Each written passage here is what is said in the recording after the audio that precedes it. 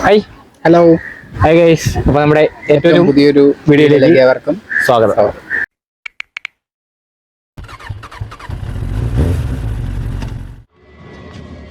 കേരളത്തിലെ ആറ്റുകാൽ എന്ന സ്ഥലത്ത് സ്ഥിതി ചെയ്യുന്ന ഒരു ഹൈന്ദവ ദേവാലയമാണ് ആറ്റുകാൽ ഭഗവതി ക്ഷേത്രം. തിരുവനന്തപുരത്ത് കിഴക്കേക്കോട്ടയിലെ പത്മനാഭസ്വാമി ക്ഷേത്രത്തിൽ നിന്ന് 2 കിലോമീറ്റർ അകലെ നഗരത്തിൻ്റെ ഹൃദയഭാഗത്താണ് ഇത് സ്ഥിതി ചെയ്യുന്നത്. ക്ഷേത്രത്തിലെ ദേവതയെ വേതാളത്തിന് മുകളിൽ സ്ഥാപിച്ചിരിക്കുന്ന ഭദ്രകാളിയാണ്. ഇളങ്കോവടികളുടെ ഇതിഹാസമായ ചിലപ്പതികാരത്തിലെ നായികയായ കണ്ണകിയുമായി അവർ തിരിച്ചറിയപ്പെടുന്നു. 3 ദശലക്ഷത്തിലധികം സ്ത്രീകൾ പങ്കെടുക്കുന്ന വാർഷിക ആറ്റുകാൽ പൊങ്കൽ ഉത്സവത്തിന് ഈ ക്ഷേത്രം പ്രശസ്തമാണ്. ഗിന്നസ് ബുക്ക് ഓഫ് വേൾഡ് റെക്കോർഡിൽ ഇടം നേടിയ ഒരു ഉത്സവം. ഒരു മതപരമായ പ്രവർത്തനത്തിന് ഏറ്റവും കൂടുതൽ സ്ത്രീകൾ ഒത്തുകൂടുന്നു. തങ്ങളുടെ എല്ലാ ആഗ്രഹങ്ങളും ദേവിയാൽ പൂർത്തീകരിക്കപ്പെടുമെന്ന് ഭക്തർ വിശ്വസിക്കുന്നു.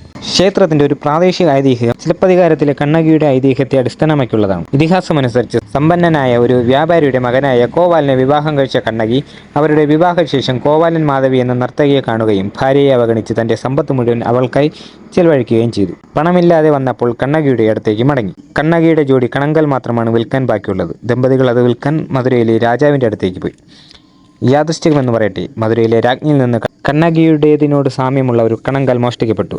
കോവലൻ കണ്ണകിയുടെ ഒരു കണങ്കൽ രാജാവിനെ വിൽക്കാൻ ശ്രമിച്ചപ്പോൾ അവനെ കള്ളനാണെന്ന് തെറ്റിദ്ധരിച്ചു. വിചാരണ കൂടാതെ രാജാവിന്റെ പടയാളികൾ അവനെ തലയേറും. ഈ വാർത്ത അറിഞ്ഞ രോക്ഷകുലയായ കണ്ണകി മറ്റേ കണങ്കലുമായി രാജ്ഞിയുടെ കണങ്കലിൽ മുത്തുകൾ ഉണ്ടായിരുന്നപ്പോൾ മാണിക്യങ്ങൾ അടങ്ങിയ കണങ്കലിൽ ഒന്ന് അവൾ തകർത്തു. മധുര നഗരം കത്തിത്തീരാൻ അവൾ ശപിച്ചു.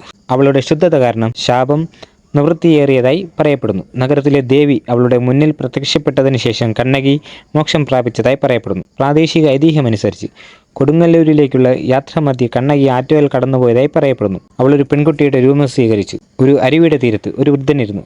പെൺകുട്ടി അവൻ്റെ അടുത്ത് ചെന്ന് അത് കടക്കാൻ സഹായിക്കാമെന്ന് അവനോട് ചോദിച്ചു. ആശ്ചര്യപ്പെട്ടു. പെൺകുട്ടിയെ തനിച്ചാക്കി അയാൾ അവളെ വീട്ടിലേക്ക് കൊണ്ടുപോയി. കുറച്ചു കഴിഞ്ഞപ്പോൾ അവൾ അപ്രത്യക്ഷയായി. അവൾ അവൻ്റെ സ്വപ്നത്തിൽ പ്രത്യക്ഷപ്പെടുകയും തൻ്റെ തോട്ടത്തിൽ 3 സ്വർണ്ണവരകൾ കണ്ടെത്തിയ സ്ഥലത്ത് ഒരു ക്ഷേത്രം പണിയാൻ ആവശ്യപ്പെടുകയും ചെയ്തു. ഇന്നത്തെ ആറ്റുകാൽ ക്ഷേത്രം സ്ഥിതി ചെയ്യുന്ന സ്ഥലമെന്ന് കരുതപ്പെടുന്ന വൃദ്ധൻ അങ്ങനെ ചെയ്തു. അസുര രാജാവായ ദാരുകനെ വധിക്കാൻ ശിവന്റെ 3 കണ്ണിൽ നിന്ന് ഉദിച്ച ഭദ്രകാളിയാണ് ആറ്റുകാൽ ദേവി എന്ന് മറ്റൊരു ഐതിഹ്യം. എല്ലാ വർഷവും കുംഭമാസത്തിൽ ദശലക്ഷക്കണക്കിന് സ്ത്രീകൾ ഈ ക്ഷേത്രത്തിന് ചുറ്റും ഒത്തുകൂടുകയും കണ്ണകി ദേവിയെ പ്രീതിപ്പെടുത്തുന്നതിനായി തുറന്ന സ്ഥലത്ത് ചെറിയ പാത്രങ്ങളിൽ പൊങ്കാലർപ്പിക്കുകയും ചെയ്യുന്നു. ആറ്റുകാലമ്മ എന്നറിയപ്പെടുന്ന ക്ഷേത്രത്തിലെ അധിപനായ ദേവതയ്ക്കുള്ള വഴിപാടായാണ് ഇത് ചെയ്യുന്നത്. ആറ്റുകാൽ ദേവി അവരുടെ ആഗ്രഹങ്ങൾ നിറവേറ്റുകയും ഐശ്വര്യം നൽകുകയും ചെയ്യുമെന്ന് വിശ്വസിക്കപ്പെടുന്നു.